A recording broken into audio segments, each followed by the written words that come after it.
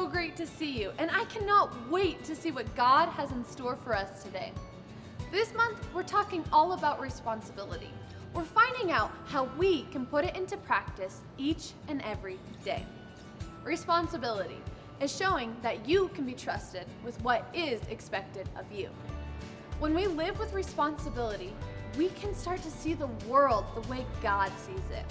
When we do what is expected of us, we also start to build trust with others. And you know what, guys?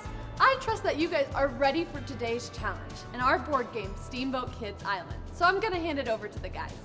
Welcome to Steamboat Kids Island. We are starting off with Ken's. Jeff beat me on that other game, so I had to get some other competition. So we're starting off with a Bible memory verse relay. We got a zigzag, jump over, under the table, come back with the Bible. Whoever gets it first, gonna be able to do the Bible memory verse. All right, are you ready, kids? I'm ready. 1, 2, 3, go. 1, 2, 3.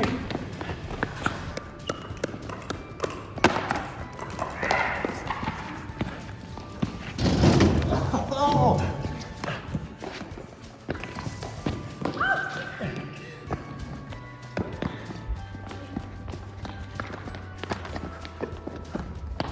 Boom!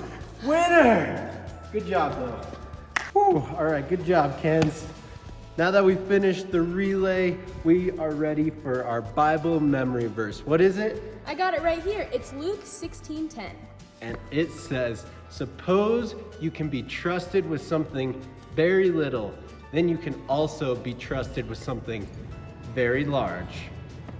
Hello everyone. Today's story is one that Jesus told his friends in order to help them understand something very important. Jesus often told stories when he wanted to explain something to the people who followed him. These stories were called parables, and they took place in everyday situations so that people could understand God's truth for themselves. Jesus' parable was about a man who went on a journey. Before he left for his trip, he left his money with his servants. He wanted them to be responsible for it until he returned. Let's dive in to see what happens next. The Bible. It's 66 books of history, stories, letters, and poetry that fit together to form God's one big story. The epic adventure of how he created us and loves us so much that he made a way to rescue us.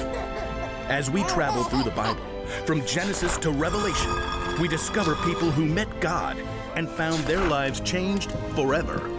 Now, for an amazing story, inspired by the book of Matthew, chapter 25, verses 14 through 30. When Jesus wanted to share truth with the people that followed him, he often would tell a parable, a story.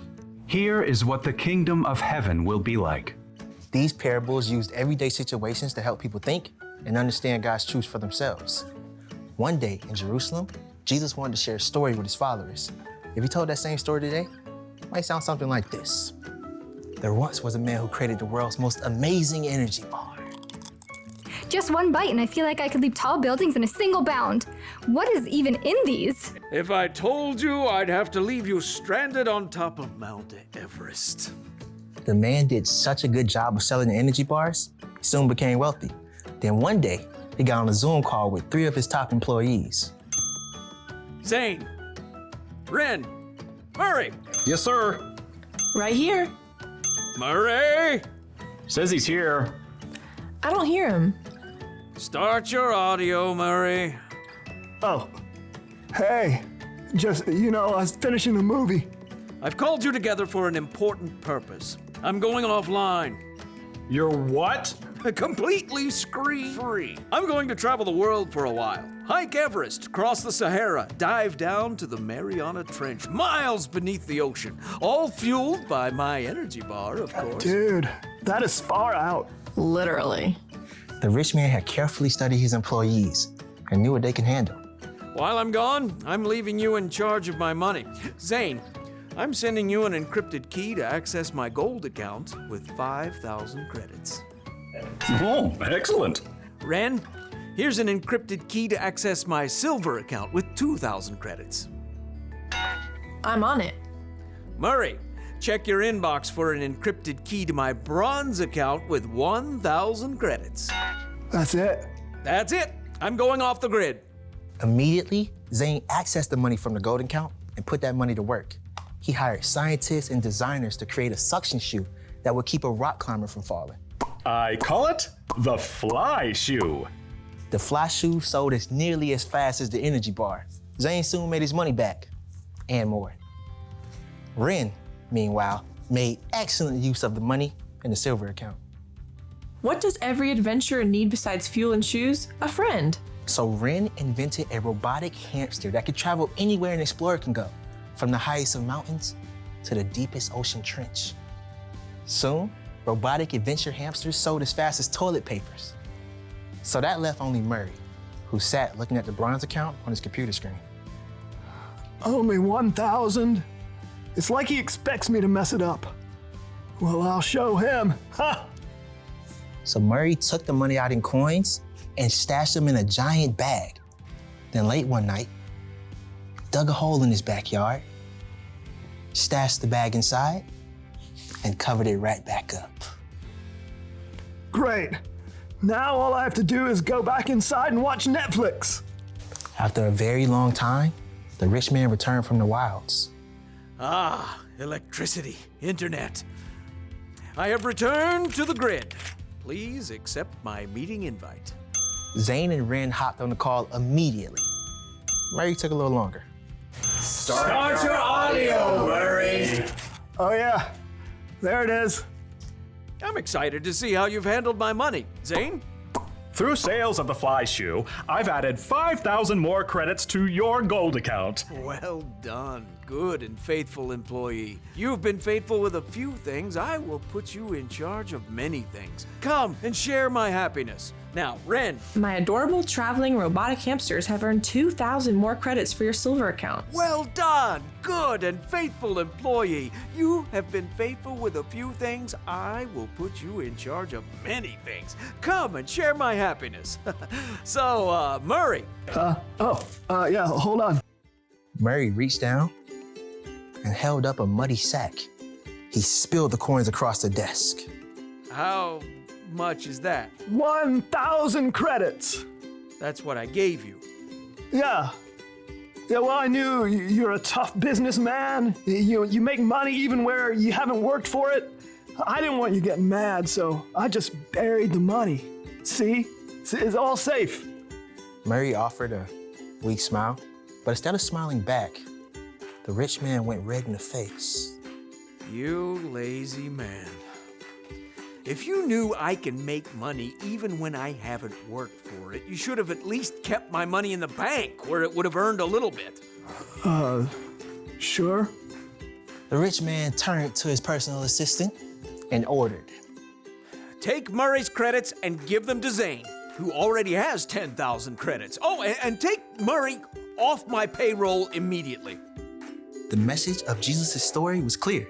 If you are responsible for what you were given, you'll be given more. If you wasted it, you end up with nothing. The boss in Jesus' story gave each of his servants a gift, and he expected them to be responsible with it while he was gone.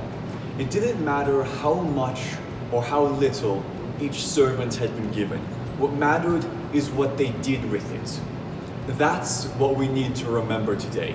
In fact, it's a great rule for life. We need to make the most of what God has given us. Bottom line, make the most of what you've been given. Think about all the things God has given you. Maybe He's given you a talent, like you're a good artist or good at sports. He's given you friends and family who love you, and every day you can choose how to treat them. In every situation, let's make the most of what we've been given. The story Jesus told his disciples reminds me of this month's memory verse, Luke 16:10. Jesus said, "Suppose you can be trusted with something very little. then you can be trusted with something very large. That was definitely true in today's story. 2 servants were responsible with the money their boss gave them. They worked hard and made even more money, and the boss rewarded them. But the servant who did nothing and buried his gold was sent away. That is so true, Grace. And God is like the boss in this story. And we're like those who he entrusted with the bags of gold. Like the first 2 servants, we can make the wise choice. We can be responsible and make the most of what has been given to us. And that's what we need to remember today. And it's our bottom line. Make the most of what's been given to you. All right, go ahead and say it with me. Make the most of what's been given to you. If you think about it, Jesus made the most out of his time with people. He showed love to everyone and helped them understand what is most important to God. So, everything that we have been given comes from God, and he wants us to make the most of what we've been given. Whether it's your allowance, your talents, or your friendships, God wants to make the most of it all. He wants to use what we have in order to show his love to others. So let's keep practicing using what we have to love others this week. And we'll see you next week, Steamboat Kids.